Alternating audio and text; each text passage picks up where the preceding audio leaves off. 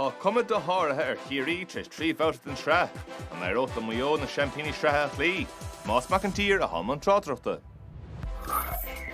I gclár na Sraith Lidl chuir Maigh Eo stopla ar an bóc of Ciarraí. Tháinig Ciarraí steach sa chluithe ar bhar an tabla, agus go luas sa chluithe bhí an cuma angail a nóch sé seo. Sé scór bia ó Anna Galvin a chur Ciarraí tSraith chun cín.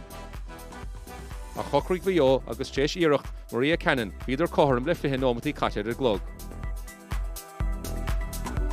Bhí sinnéad cafartí díanach ag tosnú an gluthasa, ach daim sí há scór álan a dag na fór in a chorram ceir a phointe an taobh le haum.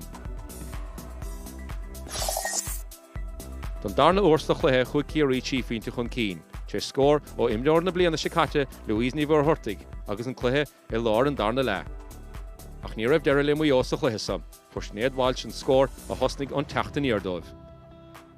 Agus ba hí bháil sin réalta bhí a cohann sa lása, leis an scór dearnach an gluthe a dag na fórna ar chó scór ag an fedóg dearnach náid a hocht an taobh.